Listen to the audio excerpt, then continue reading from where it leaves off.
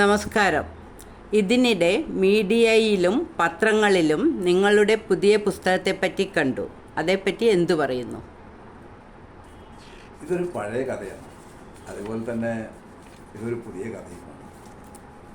കുറേ കൊല്ലങ്ങൾക്ക് മുമ്പ് ഞാൻ ജോലിക്കായി കൽക്കത്തയിൽ പോയായിരുന്നു.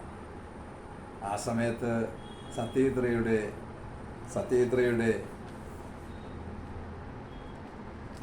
പല സിനിമകളും ഞാൻ അവിടെ വെച്ച് രണ്ടാമതായി കണ്ടു.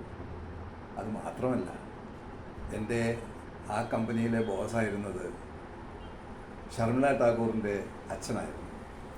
അപൂർ സംസാറിൽ ശർമിള ടാഗോർ അഭിനയിച്ച് ആ സിനിമ കണ്ടതും അവിടെ വെച്ചായിരുന്നു.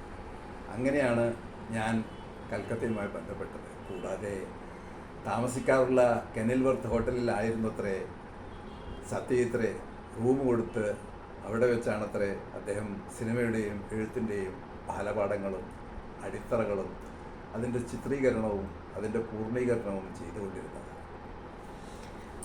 നിങ്ങളും കൽക്കത്തയുമായി, ബംഗാളി ഭാഷയുമായി എങ്ങനെയാണ് ഇത്ര അടുപ്പം വന്നത്? കൽക്കത്തയിൽ താമസിച്ചതിന് ശേഷം മാത്രമാണ് എനിക്ക് ബംഗാളികൾക്കും കേരളക്കാർക്കും തമ്മിലുള്ള ബന്ധം മനസ്സിലായത്. അത് പലതരത്തിലും ഉണ്ടായിട്ടുണ്ട് എന്നെനിക്ക് തോന്നുന്നു. അവിടെ വെച്ച് പൂജാപന്തലുകളിൽ എൻ്റെ 2 പെൺകുട്ടികൾ രവീന്ദ്ര സംഗീതത്തിന് വെച്ചൊരു താളം ചെയ്യുന്ന സമയത്ത് ഞാനും ആലോചിച്ചു, ഇത് ഒരു പാരമ്പര്യത്തിൻ്റെ കഥയാണ്. സത്യജിത്രയെപ്പറ്റി ഇത്ര അധികം മതിപ്പും ബഹുമാനവും വന്നത് പ്രത്യേക വല്ല കാരണങ്ങളും ഉണ്ടോ? ജോലിക്കായി 1970 മുതൽ 2009 വരെ ഞാൻ കൽക്കത്തയിലുണ്ടായിരുന്നു. അന്നൊക്കെ കൽക്കത്തയിലെ എഴുത്തുകാരും സിനിമാക്കാരും എന്നെ ആകർഷിച്ചു.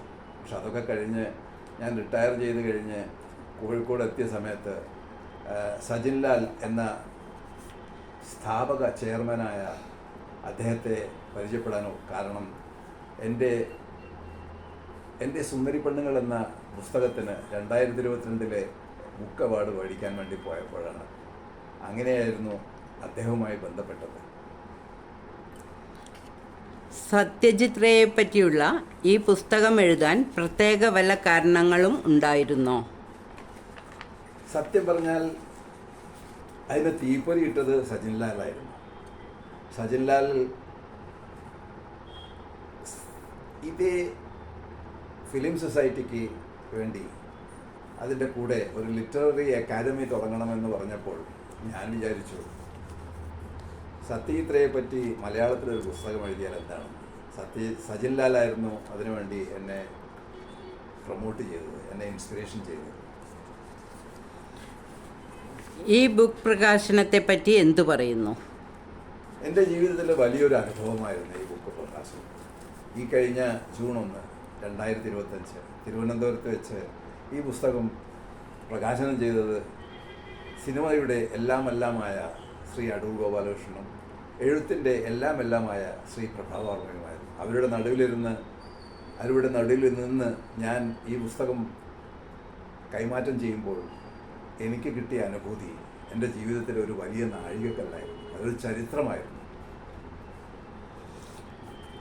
യുവ മനസ്സുകൾക്ക് പ്രചോദനം നൽകിയ കുറേ പുസ്തകങ്ങൾ റേ എഴുതി.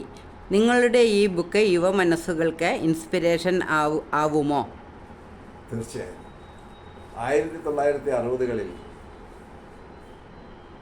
സത്യജിത്രയെ 40ൽ കൂടുതൽ പുസ്തകങ്ങൾ കൊച്ചു മനസ്സുകളിൽ ആഴങ്ങളിൽ ഇൻസ്പിറേഷൻ ഉണ്ടാക്കാൻ വേണ്ടി ഉണ്ടാക്കി. അതിൽ പ്രൊഫസർ ശംഖു, അദ്ദേഹത്തിൻ്റെ ഭൃത്യൻ, അദ്ദേഹത്തിൻ്റെ പൂച്ച, ഇവരെല്ലാം ഒരു കുറ്റം നിറഞ്ഞ കഥകളാണ് സൃഷ്ടിച്ചത്. ആ സൃഷ്ടികളിൽ എനിക്കറിയാം പല കുരുന്നു മനസ്സുകളിലും എഴുത്തുകാരും സിനിമാക്കാരും കലാകാരന്മാരുമായി തീരാനുള്ള ഒരു പ്രചോദനം ആ പുസ്തകങ്ങളിലൂടെ ഉണ്ടായിട്ടുണ്ട്.